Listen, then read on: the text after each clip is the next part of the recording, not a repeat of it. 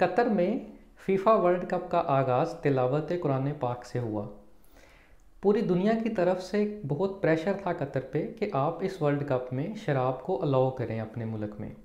लेकिन कतर ने कहा नहीं, हम ये 20 दिनों के लिए अपनी शरीयत में तब्दीली नहीं कर सकते, हम अपने कवानीन में तब्दीली नहीं कर सकते, ये हमारा कल्चर नहीं है शराब नोशी।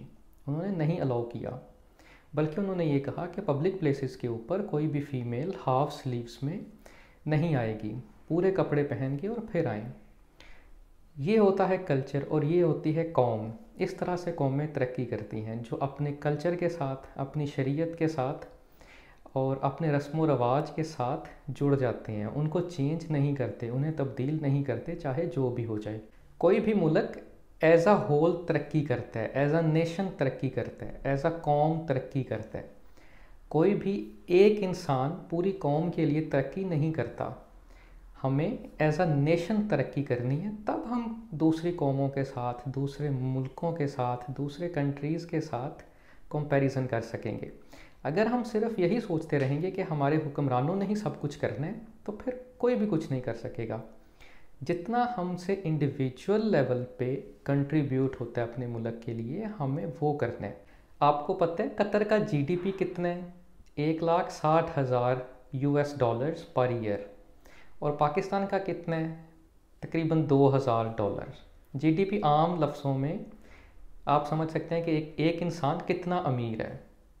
तो देखें कितना फ़र्क है। और कतर ने ये चीज़ ओवरनाइट अचीव नहीं कर ली कि कल उनका जीडीपी बहुत कम था और आज 1,60,000 हो गया।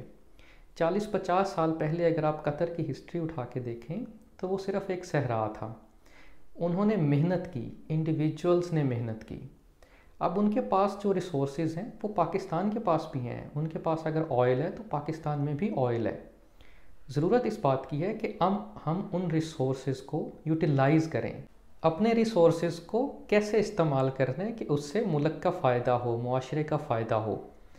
इसी सोच को तरक्की कहते हैं, इसी सोच को प्रोग्रेस कहते हैं। और यकीन करें, ये सोच किसी एक इंसान की नहीं होती या किसी एक फ़र्द की नहीं होती। ये सोच एक मुआशरे की होती है, एक कौम की होती है, फिर ही हम तरक्की करते हैं।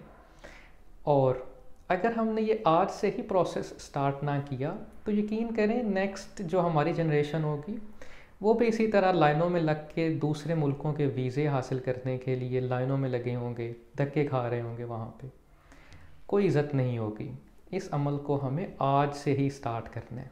ये जो छोटी छोटी चीज़ें होती हैं ना, इन्हीं से मोटिवेशन मिलती है। ज़रूरी नहीं होता कि हम कोई मोटिवेशनल कोर्स बाय कर लें या कोई बहुत बड़े मोटिवेशनल स्पीकर्स को सुने तो ही हमें मोटिवेशन आएगी। छोटी छोटी चीज़ों से इंसान को मोटिवेशन मिलती है। अब देखें, जो कतर ने ओपनिंग सेरेमनी करवाई है वो एक बच्चे से करवाई है, एक माजूर बच्चे से।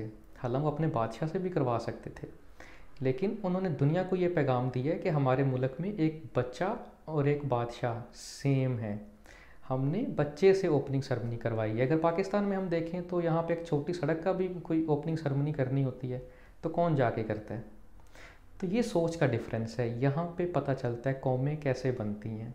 जी, तो एंड में मैं यही कहना चाहूँगा, जो इस पूरी वीडियो का मकसद है, जो मैसेज है वो ये है कि हमें अपनी रस्म व रवाज के साथ जुड़ना है, हमें अपने कल्चर के साथ जुड़े रहना है, अपना जो शरीयत है उसके साथ जुड़े रहना है।